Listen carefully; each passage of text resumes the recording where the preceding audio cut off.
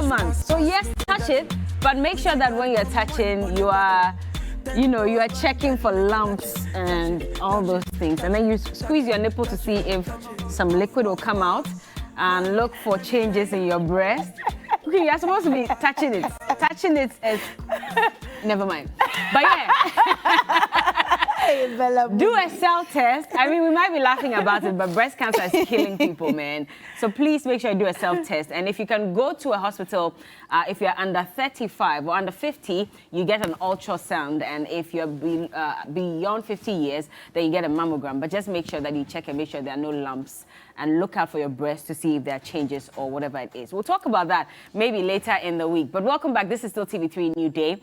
And it's time for us to have a conversation about Facebook, Instagram, and WhatsApp going off for over 6 hours yesterday.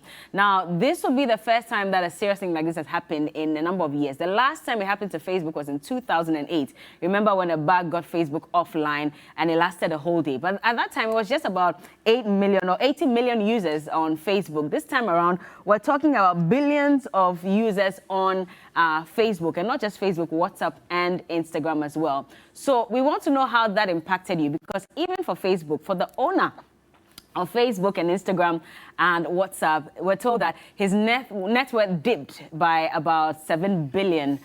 US dollars, and Facebook also lost about $5 million US dollars because there were some conversations about it being on the stock market. And so even Jack Dorsey of Twitter asked how much it was going for so he could buy it. Initially, we were not told exactly what happened, but as it stands now, Mark Zuckerberg is live on YouTube. We're told that he's given some reasons as to why Facebook went offline. And what we have here says that Facebook says its global outage was caused by configuration changes to routers. And so these are some of the reasons that have been attributed to why the social media platforms went off. But it was interesting on Twitter yesterday, how people were having fun. Everybody was coming on Twitter.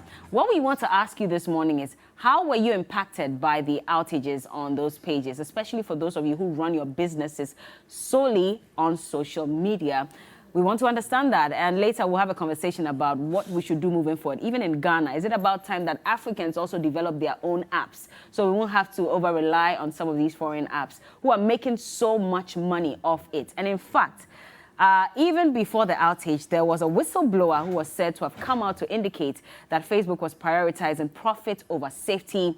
They were perpetuating ethnic violence. And in fact, with regards to girls and young people, it's like they didn't care about the social image and the body images that were being portrayed on social media. And so it was affecting these young people mentally and psychologically. And so she came out to speak. Now she has revealed her identity. She's a 37-year-old who worked with Facebook, and a lot is happening right now. But joining us in the studio, Cookie is here with me, by the way, but also we have a guest, and she is a business owner. She'll be telling us how her business was impacted. Joyce Owusu is the founder and CEO of Purple Trends Ghana. Good morning. Good morning. How are you doing?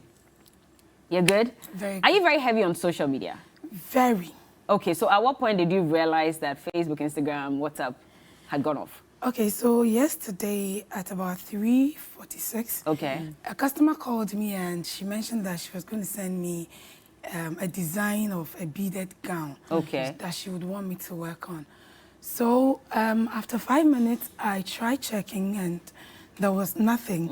I sent a message, there was nothing. Then I heard on Hit FM that Facebook, WhatsApp, Instagram are down. Oh, okay. So you didn't even have to restart your phone. I can imagine how many times Cookie restarted her phone yesterday. I didn't actually. Oh, you didn't? I caught wind of it. Okay. I caught wind of it because in 2013, it happened. It happened, yeah. And then in 2018, again, Instagram went down. I think that was for about 2-3 hours. I remember that, So once I refreshed and it didn't work, then I asked my assistant, I said, refresh your Instagram and let me see. Once it didn't work, I knew, you knew. I knew something, because you could, even on WhatsApp, you could see that it was just buffering when you're trying to open your messages, and I knew there was something. There are a lot of people who had to, buy credits yesterday. Buy extra data. They tried it like 3-4 times and it still wasn't working. I don't know if you did that too. So I used Vodafone and MTN data bundles. At a point, I thought MTN was missing. Yes. Yeah. So I quickly had to switch to Vodafone, and it wasn't working. So when I heard it on Hit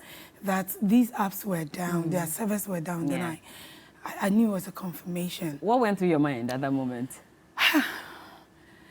In fact, one, I was supposed to conclude a deal for somebody because her wedding is coming up.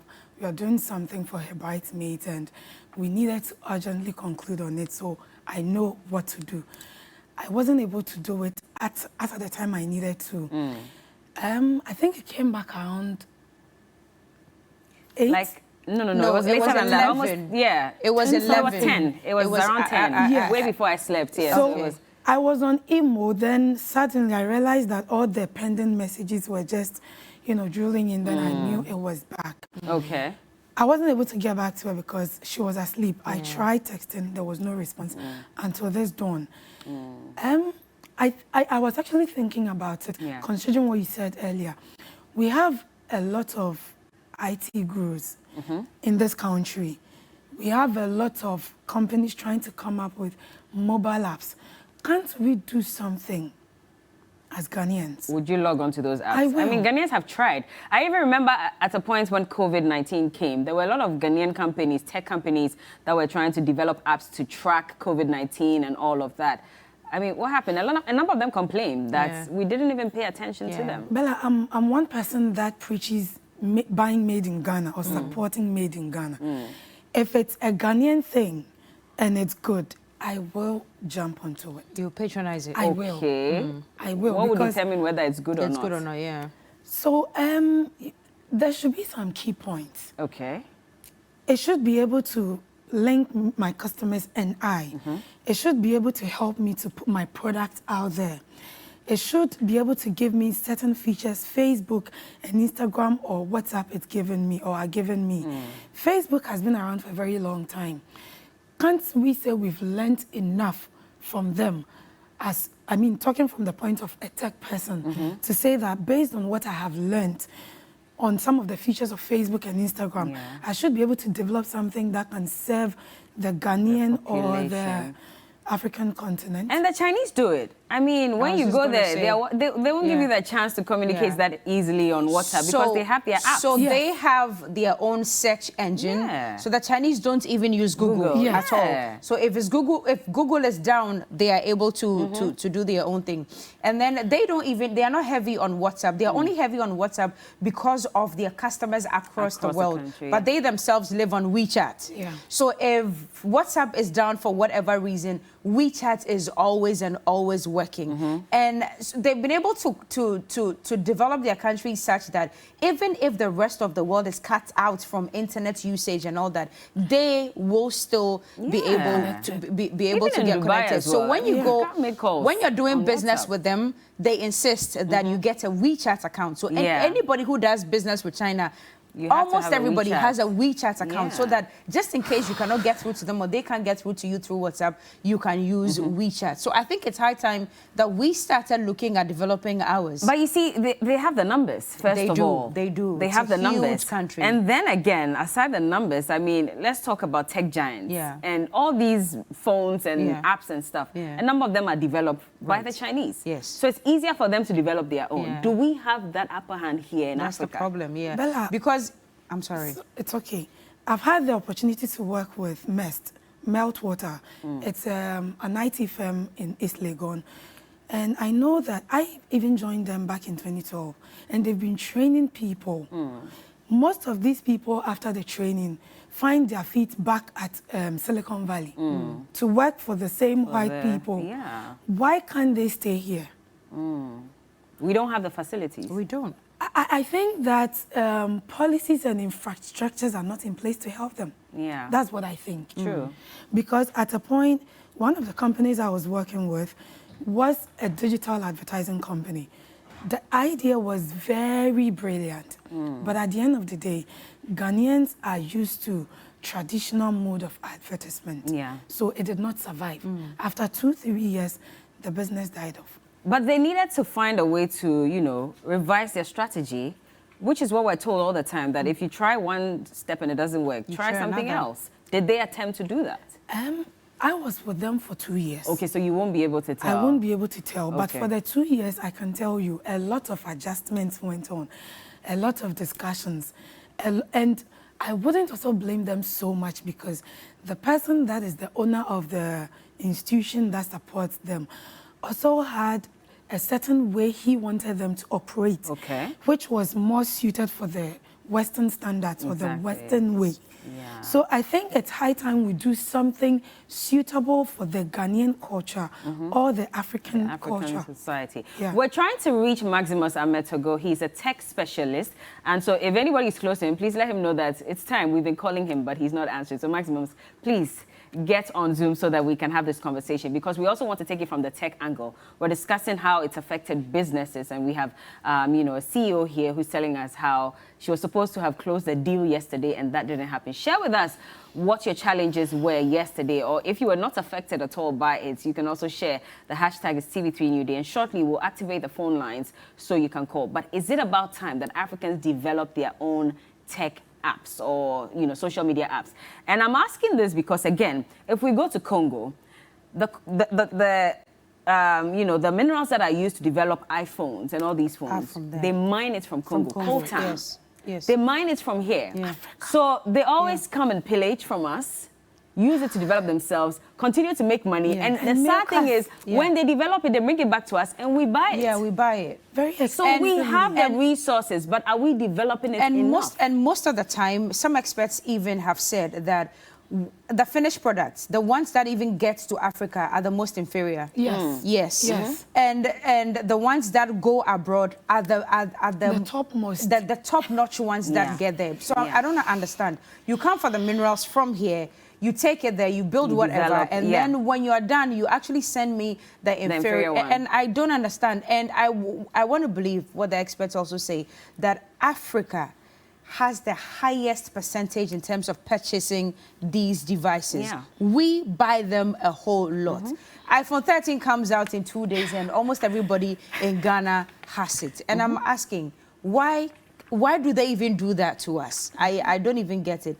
And Bella, back to having the resources and the infrastructure, you know, at the end of the day, some of the features on these phones are not even usable in Africa. Yeah. And in Ghana, because we do not have the infrastructure that makes it possible for you to be able to access all the features that these phones even give you. So for the most part, we only use it to just make and receive calls, send text messages and all that. All the health benefits that are on the phone, what you can use in checking your heart rate, your blood pressure and everything. We are not even able to use them, yet we buy them for so expensive in this country. But one question that I wanted to ask you, how long have you been in business? 9 years. So I'm actually celebrating 9 years this October. Okay. Oh, congratulations. So as compared from when you started year 1 to year 9, has this thing, technology, improved your profits? A lot. Okay. A lot. In what way? So back in 2016, I won 2 awards, Ghana Startup Awards and then Ghana Fashion Awards. Okay. And all of these recognitions came as a result of my presence on social media. So I will never downplay the impact of technology or social media on my business. When I started, I did not even have a shop. But Facebook helped me to sell until Instagram came along, and then WhatsApp, and then now I'm even using TikTok to also sell. Okay. So technology has played a very important role in the selling of my products. I'll ask a follow-up question when we come to this, based on what the whistleblower said. But we have a caller on the line. Hello, good morning. Good morning. Thank you so much for joining us on TV3Newday. Can you hear me? Unfortunately, we lost that person. So this whistleblower here made some allegations, and one of them was the fact that Facebook is used to perpetuate ethnic violence, and also for a lot of young women, unfortunately, they are losing their self-esteem because of the body images that are, you know, promoted on these platforms. And so if she had a way, maybe it's time for people to really scrutinize how Facebook, you know, is portrayed out there. We have a caller, by the way. We'll come back to it. Hello, good morning. Hello, good morning. Can you hear us? Hello, good morning. Good morning. Thank you for joining us on TV3Newday. So at what points did you realize, can you please lower the volume of your TV set first of all? And at what point did you realize that social media, I mean, Instagram, Facebook, WhatsApp had gone off? And how did it affect you? Hello? Okay. That was around the evening time. Hello? Carry on. We can hear you. restart my phone, realized it was not all working. So I went to my Instagram, Facebook, and realized they were down. Before I saw the WhatsApp page on Twitter telling us that they are having problems with their service, so which they were checking on it. Yeah. And how did that impact you? Do you do business on social media? Are you a social media addict?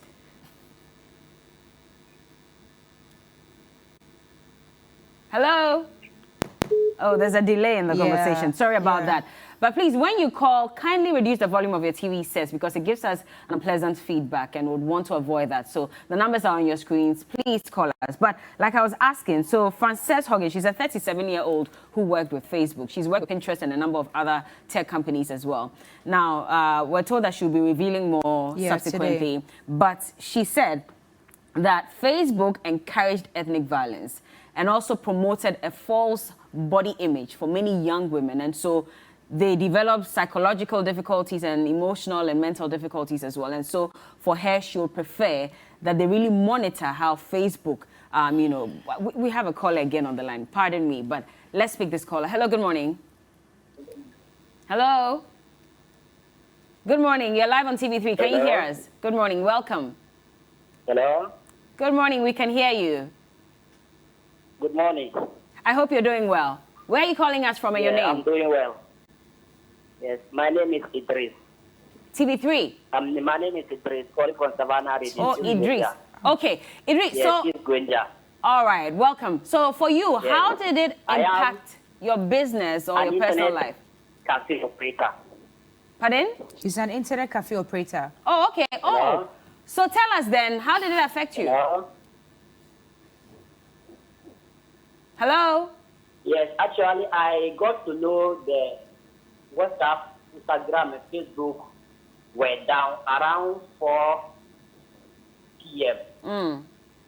One of my customers came to my shop to scan the document, to send it to his brother for an appointment. So after the scan of the document, I was supposed to WhatsApp that document, the PDF document, to the guy. So I tried sending the document to the guy and it wasn't going. So I thought the problem was from my Wi-Fi. I restarted the Wi-Fi, still it wasn't going. Then I opened a new tab and opened Google and do some search, and I realized that yes, there was internet connectivity, but WhatsApp wasn't working. There I had some kind of, I have the idea that maybe WhatsApp was down. Then I quickly opened my phone and then went to Twitter. And on Twitter, I saw an update from WhatsApp that they had a challenge with their site. So that was when I got to realize that there was it was off. How much money did you lose? Social media. You run an internet cafe, so of course people come there to browse and all of that. How much money did you lose within that 6 to 7 hours that those platforms were off? Actually, I've not lost much money because those guys trusted me. They left their file with me. They paid me my service charges and we went. Wow. So when the thing came out, I was able to WhatsApp them the files to them. I see. Oh, then you weren't impacted too badly. I mean, I guess that you're fine. But thank you for sharing with us this morning. You can also call in and let us know. But Joyce, that question I was asking, so she said this, that we're dissolving civic integrity, like they basically said, which was the department that she worked, and they dissolved it for some reason. She says, oh, good, we made it through the elections. There wasn't any riots. We can now get rid of civic integrity, which was supposed to have monitored the elections and prevented violence during the American elections. Then she says, fast forward a couple of months, we got the insurrection, and when they got rid of civic integrity, it was the moment where I was like, I don't trust Facebook that it is willing to actually invest what needs to be invested to keep Facebook from being dangerous. You use it for business, but there are a lot of people who are negatively affected by social media. Do you think that it's about time that we really look at how these platforms, you know, are managed? I've always believed that Facebook or social media, the platforms should be censored. Okay. The kind of information, everything that goes on there should be censored. People's images have been tarnished. People have been killed as a result of social media activities and stuff. I've always believed that we should be able to censor the kind of things that come onto social media. And then also, I think that the people that we see as influencers in our society, we should task them. The kind of things they put on these social media platforms go a long way to affect the kind of people that follows them. And most of these people are young girls and young boys who look up to them to live their lives in a certain way. So if what you're doing or the things you say or the things you post are things that have the potential to negatively affect these people, you should watch it. Okay, and so for you, I mean, how do they draw the line? Because if they're going to take some sanctions against people, it might even affect businesses. Because some of these businesses also sell some of these drugs that enhance bodies. And it's Can like... you hear me? Hi, we can hear you. Welcome, Cookie. Hello. Yes, good morning. Welcome to TV3Newday. Hello? What's your name? Hi, can you hear us? Hello. We can hear you. Can you please hear us? Hello, good morning. Looks like we're having a bit of a technical challenge with the phone lines, but please try and call us back again. Yesterday, I saw an ad on somebody trying to sell a certain product that when you use on your, either your lips or your brows, whether the person is your boyfriend or whoever, when you ask for money, he can't resist. We've seen loads of those. Yes, and many. And I was asking myself, can this thing be regulated? Taken down. You know.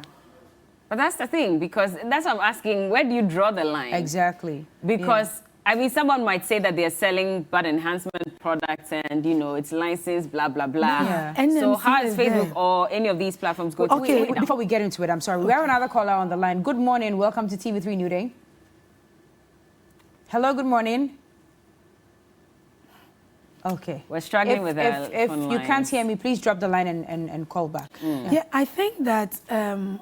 National Media Commission, which means that it should be able to, in a way, regulate certain things.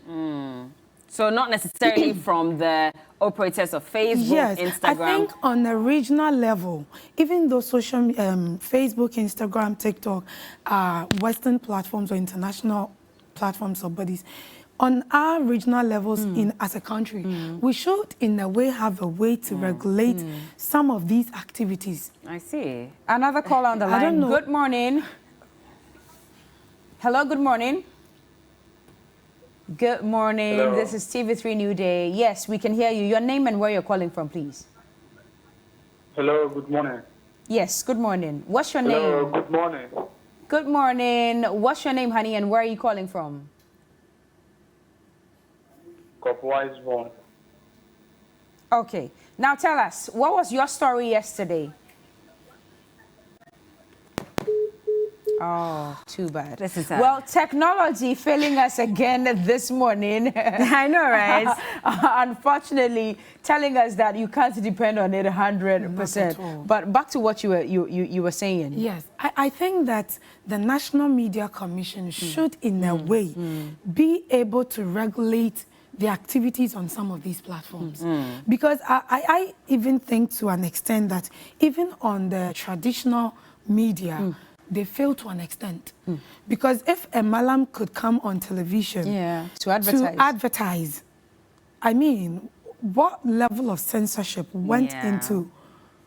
That's true. I get what you mean. But funny enough, on Facebook, and I'll share my experience on Saturday. So I think on Friday or Thursday, I asked for people to ask me questions and I'll respond. I wasn't able to respond immediately. So on Saturday morning, I decided to. And as usual, when are you going to get married? When are you going to get married? And you know, we've now developed a counterattack. So if you ask me when are you going to get married, I ask you when are you going to die. I mean, please don't ask. I mean, it's not healthy conversation, by the way, even to ask when people are going to get married, but also to ask when they're going to die. But I decided to just respond because I was also having fun. I was like, this is irritating.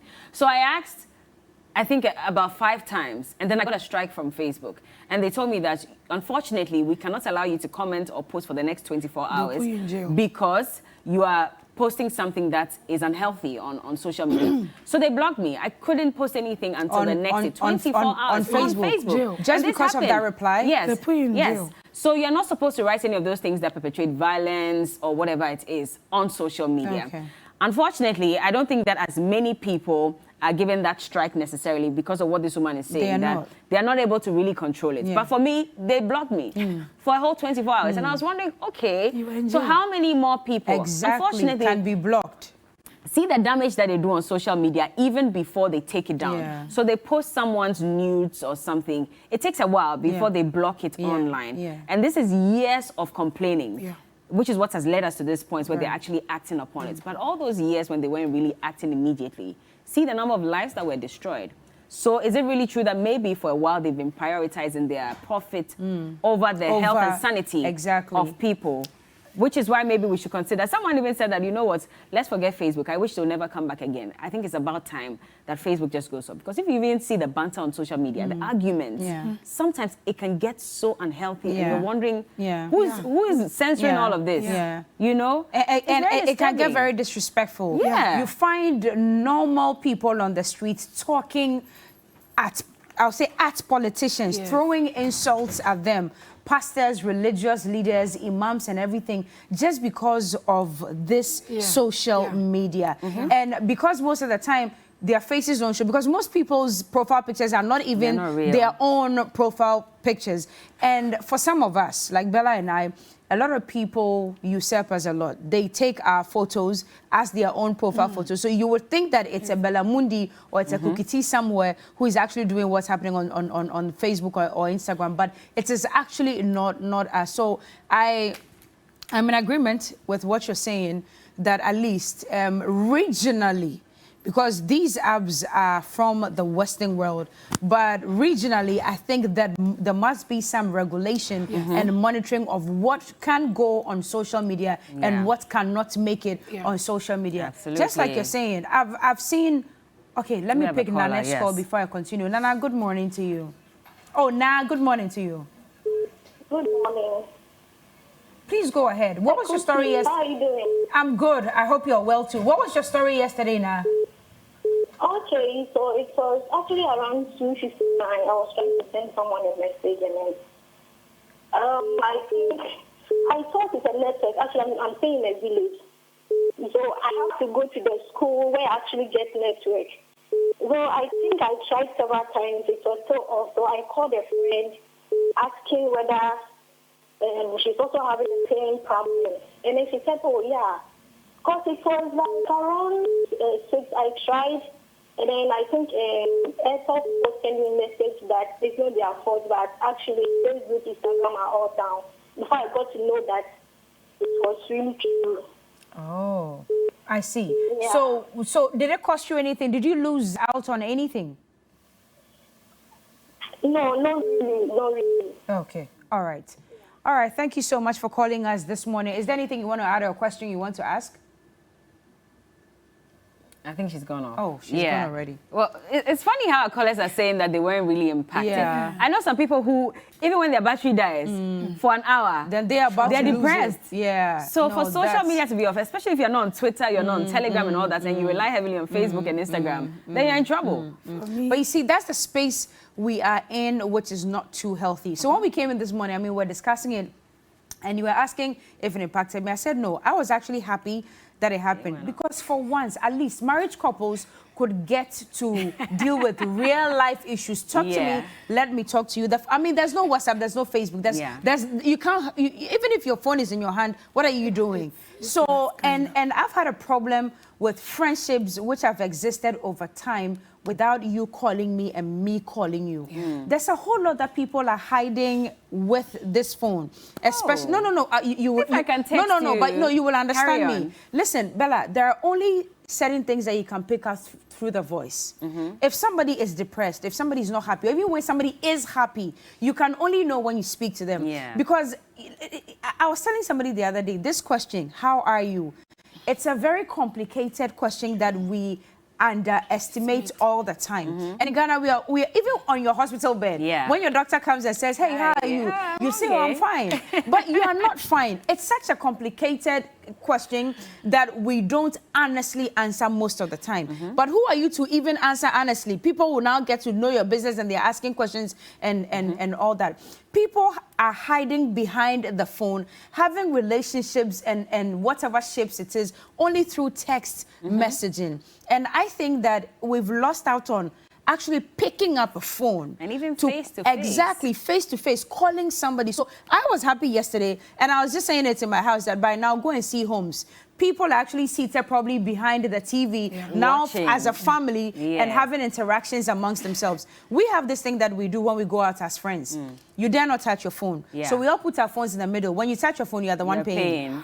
Oh, you don't even bring it out of your bag at all. Yes, that's what we do. But most of the time, we go to restaurants, we are all eating and stuff, and everybody is on their phones with the outside world. Then why did we invite ourselves to come? Well, I think there's another caller. We have a tech analyst, and he's also a digital marketer and a social media coach. Maximus Ametogo has just joined us via Zoom. Good morning. Good morning. I hope you're well. Yeah, I'm doing fine. Yourself? I'm good, thank you very much, and we all are. I mean, for a social media coach, I'm just interested. Yesterday, we saw a blackout on Instagram, Facebook, WhatsApp, and people were scrambling for whatever was left of social media as well. At what point did you notice it, especially because you are a tech analyst? And for you, what did it mean when there was an outage for over 6 hours? Your line is a bit faint. Can you hear me? Good morning. Maximus, are we clearer now? So let me try. Right, so you're asking about what happened yesterday, the blackout? Yes, I am.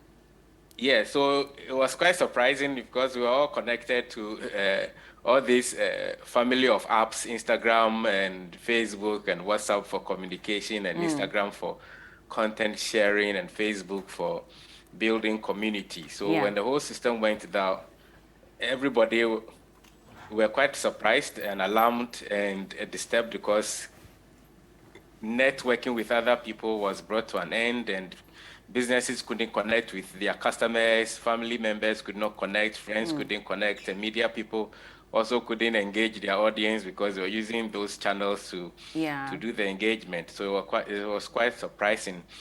As to the cause of it, we are yet to find out, even though industry experts are giving some indications of the cause of it, whether it was an in-house error in terms of configuration and connection to the global internet platform, or there was a hack that was engineered, outside of the infrastructure, or the whole system went down because of resource shortage in terms of bandwidth usage and the rest, which is unlikely. And incidentally, it happened when this whole whistleblower Frances issue came up on the 60 Minutes interview. So it was less than 24 hours, and the whole system just went off. Exactly. But for you, I mean, based on the revelations that she made yesterday, which I'm sure is not new to you because you're into technology and so you understand social media through and through, the fact that they are prioritizing profits over the health and sanity of the users. And so for young women especially, the issue about body image on social media and how it's portrayed, this was affecting them psychologically. And also Facebook was not doing much. In fact, it was rather perpetuating, ethnic violence and a number of other issues as well. For you, what do you make of that revelation that she made, especially because she worked with Facebook for a while?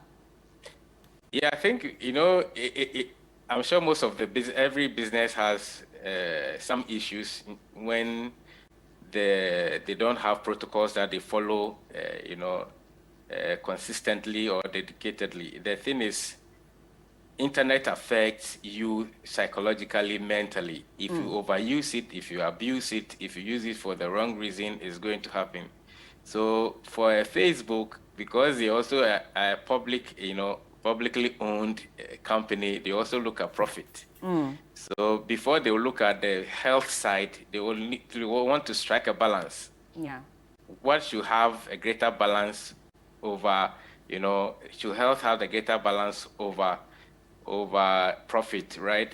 They will look at that. But the issue is that if people you give a tool to people and you don't educate them as to the extent to which they should use it so they will avoid abusing it, it's going to be difficult for you to run, manage 2 billion people on the platforms. Yeah. So even though she's saying something that maybe they've researched and found out, it's not something that they are doing deliberately, but it's not something that is not the work of Facebook or the mother company to produce content or produce platforms that will be detrimental to the health of young people. Yeah. But it's the usage that is resulting in that. So the after effect of that is the challenge. So now the company must come up with some regulations or some configurations or new setup or setting up some features to reduce the time that young people spend on the platforms and on their devices trying to upload content and engage their audience. So it may not be an action that is deliberate, but it's an after effect which must be looked at. But you see, and some of us... Okay, carry on. Some of us thought maybe they needed to reset some of the configuration so that they will hide some information or whatever. Do you believe that? Of it. It's possible. Those are things that we will find out after investigations, right? I see. Why should the whole system shut down when somebody came out and said these are the things that are happening? To the extent that even the internal platform that they used to communicate also went off. At least I expect that all the internal machines that you are using should have a different set of network separate from the global one. So everything went off and you have to reset everything all over again. And they may later on tell you some things have been wiped off or been deleted or has not been configured properly, and that's all. So it's quite difficult currently to know why that happened and what was the cause and the timing of it. But you're talking about educating the users. What can we do internally as a country and even as a continent, to also regulate the usage of social media? Because there's a statistics that indicate that as of 2013, about 2 billion kids were spending 1/5 of their time outside school on social media. So whether it's Google, YouTube, Instagram, and all of that, that's how much time a lot of them were spending on social media, either for educational purposes or non-educational purposes, but they were on there. How do we regulate it ourselves as a country? Is this where NMC comes in? What can they do? That is a huge challenge, because for a country like Ghana, we should have a regulation which I'm sure which can be enforced as to how these platforms source for data or information on young people and how they can even verify the identity of the young people. Yeah. It is very important, because if somebody creates an account, they say, my name is Kofi Mensah, and I'm the age of 21. Meanwhile, the Kofi Mensah is 13 years. How can Facebook verify that? It's going to be difficult. So a lot of the young people are on these platforms using their wrong ages, which are not verified. Yeah. And they have their own pool of network where they know each other within that maybe a community on either Snapchat or Instagram or the rest. They know each other and the names that they are using without their parents knowing.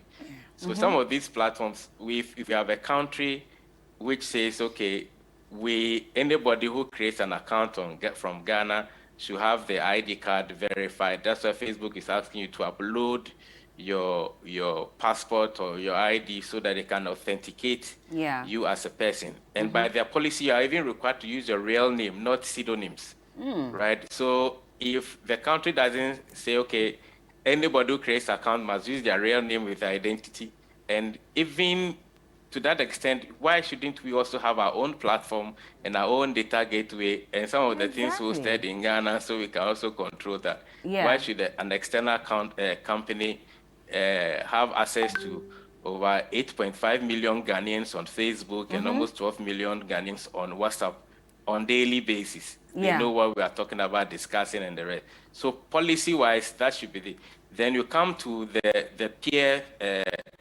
review, where I should be able to peer review my friends and say what you are sharing on this platform is not good, what you are using this platform for is not the right person. And then I can also report the post to the platforms to review it and have it pulled down, or approve it before it is distributed to more people.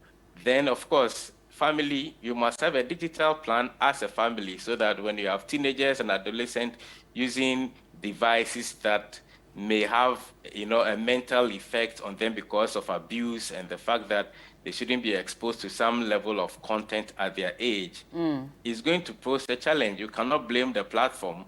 You can also come up with your own policy as a family to run your family, that you cannot use these platforms until a certain age. You cannot use this device or access this platform until you are this age. If you are doing your homework on YouTube or whatever platform, daddy or mommy or your sister or brother, your senior sister or brother must guide you to do that.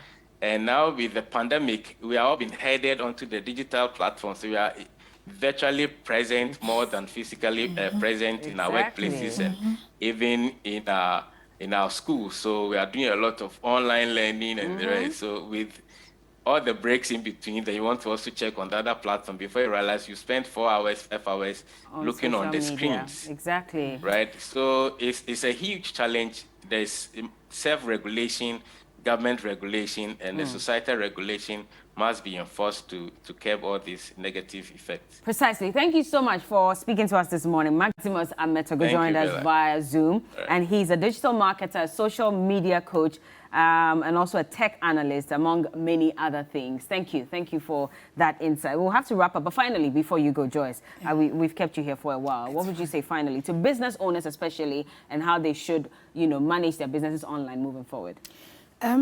Selling online per experience, you need to build credibility.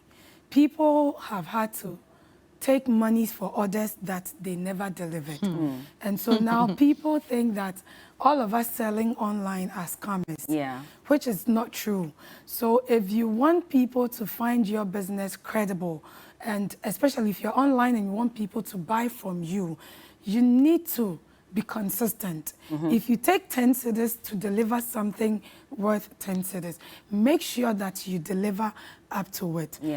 By the grace of God, by your support, we are 9 years. Congratulations. And yes, I don't take it for granted. My online supporters, buyers, customers have played a major role. And I want to say thank you very, very much. You see this beautiful dress?